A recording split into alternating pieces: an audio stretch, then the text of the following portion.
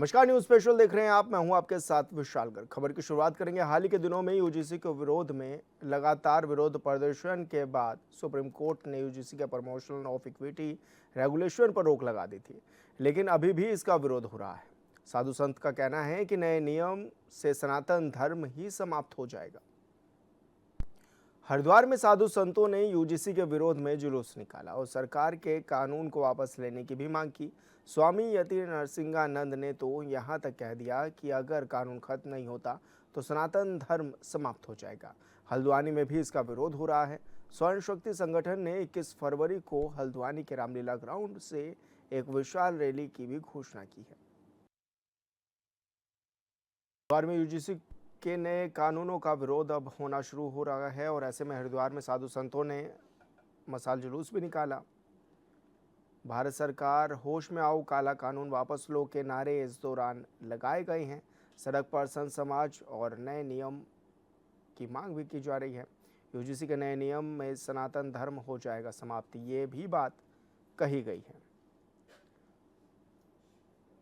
तो स्वर्ण समाज के विरुद्ध है ये कानून, ये बात कही गई है। तो हिंदू समाज को एकजुट होकर विरोध करने की बात कही गई है। यूजीसी का काला कानून वापस लेना होगा, ये बात कही गई है और यूजीसी के नए नियमों को स्वीकार नहीं किया जाएगा। तो ये सब कहा गया है और ऐसे में देखा जा रहा है कि मशाल जुलूस स्वर्ण समाज के लोगों ने निकाली और आक्रोश भी इस दौरान व्यक्त किया है।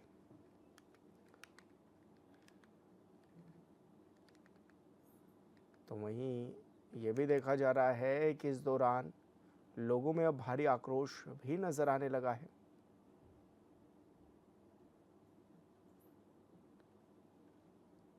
तो भारत सरकार के खिलाफ नारेबाजी भी इस दौरान हरिद्वार में साधु संतों ने की है और ये भी कहा है कि सनातन धर्म समाप्त हो जाएगा। हरिद्वार में यूजीसी के नए नियम का भारी विरोध देखने को मिल रहा है और इस दौरान मशाल जुलूस भी निकाला गया साधु संतों के द्वारा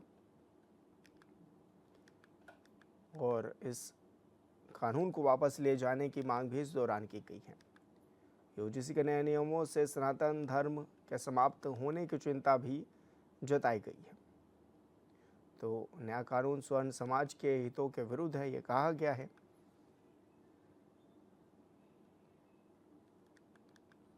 और ऐसे में हिंदू समाज को एकजुट होकर विरोध करना चाहिए। इस तरह की बातें अब सामने आने लगी हैं।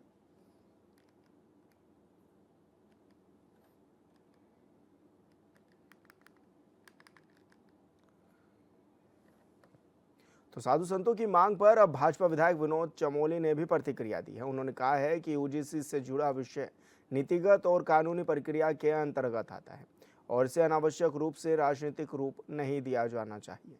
चमोली ने यह भी कहा है कि भारतीय जनता पार्टी संत समाज का सम्मान करती है, लेकिन किसी भी निर्णय को संवैधानिक प्रावधानों और न्यायालय के निर्देशों के अनुरूप भी देखा जाएगा। इधर कांग्रेस ने भी साधु संतों की मांग पर प्रतिक्रिया दी है।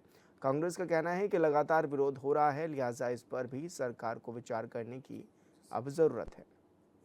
सुप्रीम कोर्ट से उसको स्टे हुआ है।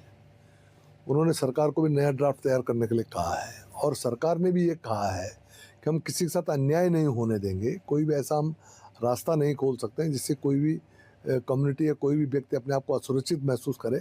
तो मैं समझता हूँ ये पूरा मामला समाधान की ओर जा चुका है और इसका जल्दी समाधान होने जा रहा है।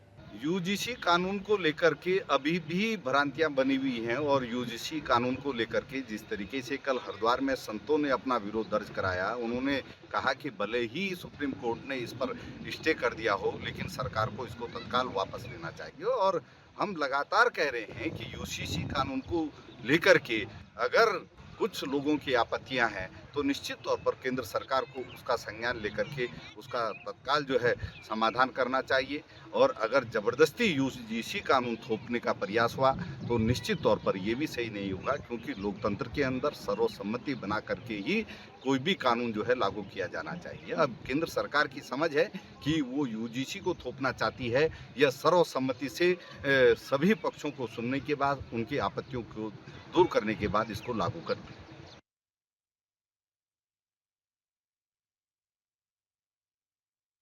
कहा जा रहा है कि साधु संतों की मांग पर पक्ष विपक्ष भी सामने आ रहे हैं। तो तमाम गेस्ट भी हमारे साथ जुड़ गए हैं, उनसे बातचीत कर लेते हैं। सुनीता विद्यार्थी जी हमारे साथ जुड़ गई हैं, बीजेपी प्रवक्ता हैं, और साथ ही जयंत रमोला जी भी हमारे साथ जुड़ गए हैं, कांग्रेस प्रवक्ता है।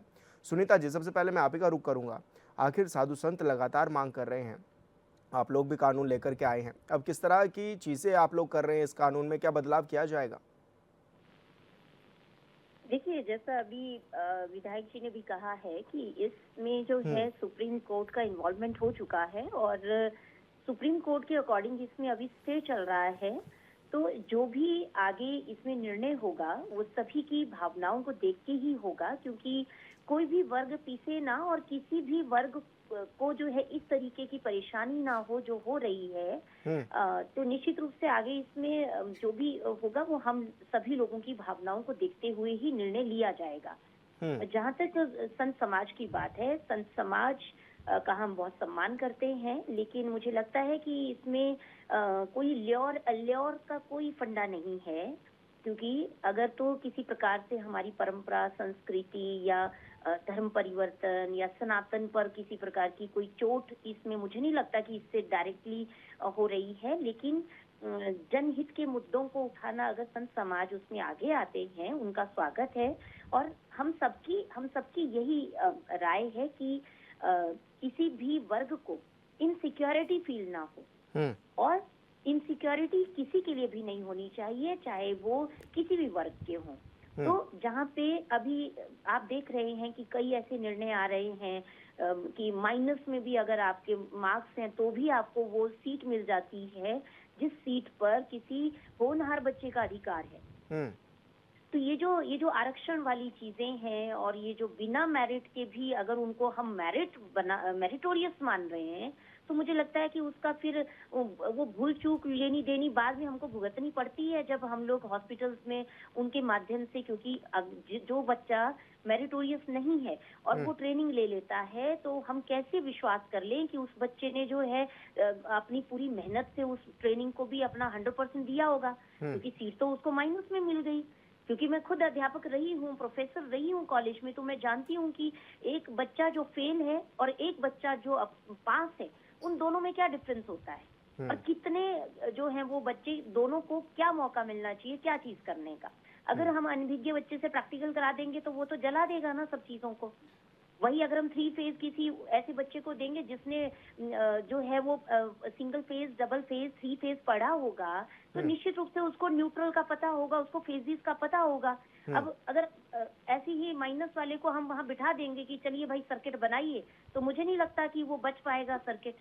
तो यही सब चीजें हैं, यहाँ पे बहुत ही संवेदनशील ये चीजें हैं, और मैं यही सबको बताना चाहती हूँ कि देखिए, भारतीय जनता पार्टी हर निर्णय का जो मैं कहूंगी कि आगे जो भी निर्णय होगा वो हमारी जन भावनाओं के अकॉर्डिंग होगा। यहाँ पे कोई भी वर्ग ना पीसे और किसी भी वर्ग को ऐसा ना लगे, क्योंकि हम देखिए जो वर्ग हमसे, जो वंचित वर्ग थे, उनको उठाने के लिए हमारी सरकारों ने बहुत कार्य किए, लेकिन ये बात हो जाती है कि जब हम 50% की हम बात करते हैं कि 50% रिजर्वेशन है और 50% ओपन सीट्स हैं, तो मैं ये मानती हूँ कि ये होना चाहिए, मेरा ये सुझाव है कि वो 50% फिर अपने ही 50% में ट्राई करें।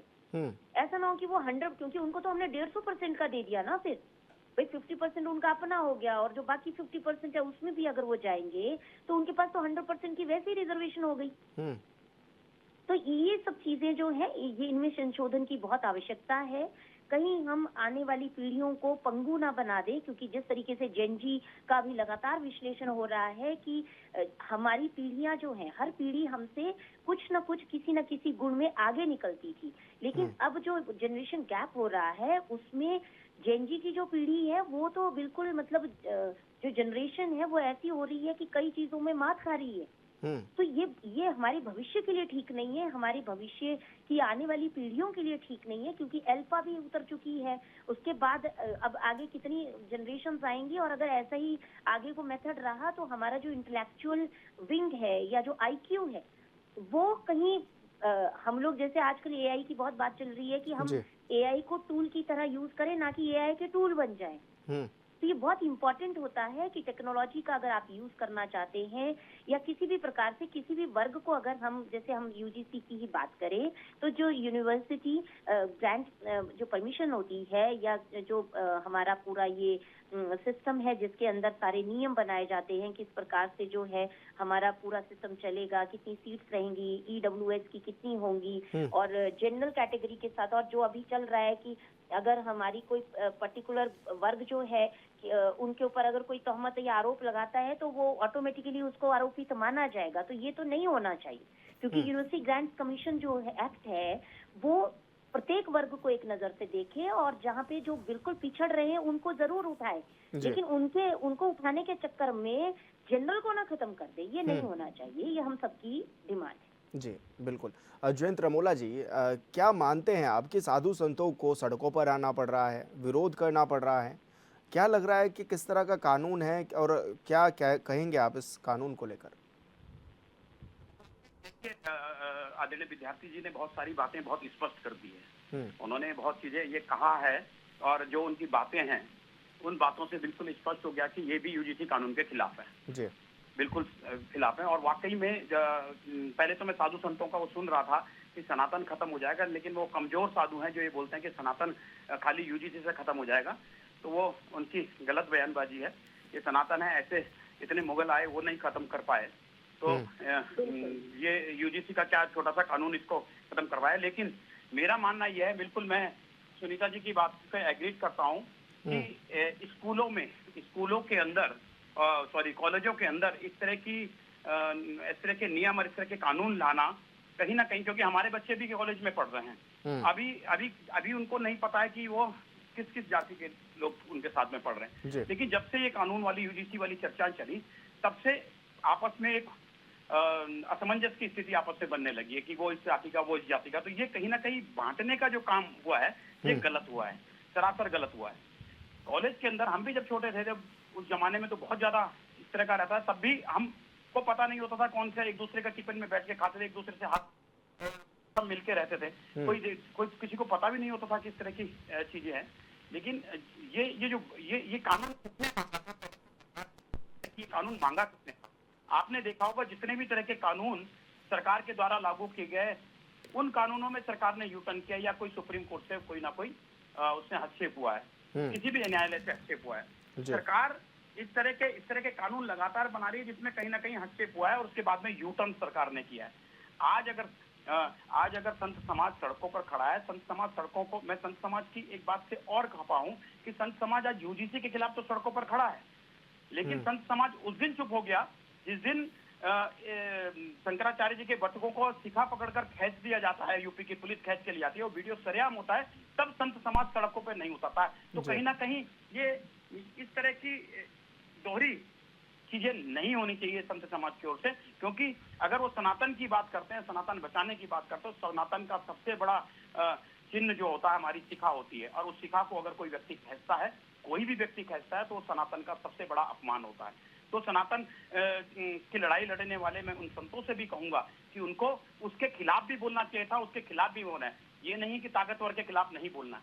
तो आज अगर अपने पे पड़ रही है, अपनी बातों पे पड़ रही है, तो उसका विरोध है। मैं बिल्कुल यूजीसी के कानून का विरोध करता हूं, क्योंकि वाकई में यूजीसी का जो कानून है वो छात्र, जो हमारे बच्चे हैं, जो पढ़े लिखे बच्चे हैं, जो आज किसी इस भेदभावना में नहीं पड़ते हैं, उनको बांटने का काम हो गया है, उनको बांटने का काम होगा। अब वो भय के एक माहौल से भी हो गया कि अगर कुछ बोल दिया, जरा सा कोई बात हो गई तो सब गड़बड़ है। जो गलत है उसके साथ सजा होनी चाहिए, जो गलत है चाहे वो किसी भी धर्म का हो, किसी भी जाति का हो, अगर वो गलती करता है तो उसके खिलाफ कार्रवाई होनी चाहिए, ना कि समुदाय विशेष को देखते हुए कार्रवाई हो। तो ये कानून में को खत्म करना चाहिए और कॉलेजों के नियमों को सख्त करना चाहिए, रैगिंग पर रोक लगनी चाहिए, रैगिंग पर पूरी तरीके से रोक लगनी चाहिए, उस तरह की चाहिए। अब देहरादून का मामले दे दिया, पेंजल चकमा का मामला देख लीजिए, तो इस तरह की चीजों पे आप रोक लगाएं। अगर आप, राष्ट्रपति हमारी एसटी है और उसके बावजूद आज भी हम अगर इस तरह की बातें करेंगे, सुप्रीम कोर्ट माननीय सर्वोच्च न्यायालय ने कहा भी कि एक तरफ तो आप राष्ट्रपति हमारी एसटी हैं और उसके बावजूद भी अगर हम अभी भी हम अपने जातियों में बांटकर अभी भी हम उनकी रक्षा नहीं कर पा रहे हैं, तो इसका मतलब कहीं ना कहीं हमारी व्यवस्थाएं फेल है, हमारा सिस्टम फेल है, और हमको इस तरह के कानूनों को बनाना पड़ रहा है। जी बिल्कुल रमोला जी। कानून की जरूरत क्यों पड़ी, इस कानून को किसने कहा लागू करने के लिए, ये बड़ा सोचनीय विषय है। कौन इनको सलाह देता है और फिर क्यों ये यू टर्न में आते हैं। तो मेरा मानना यह है कि सरकार को इसमें चिंतन करना चाहिए और सरकार को इसमें मंथन करना चाहिए। जब भी कोई कानून बनाए, उस वर्ण व्यवस्था के लोगों को और दूसरे वर्ण व्यवस्था के लोगों को सबको लेकर उसमें सलाह। ठीक है रमोला जी। मनोज कश्यप भी हमारे संवाददाता हमारे साथ जुड़ गए हैं।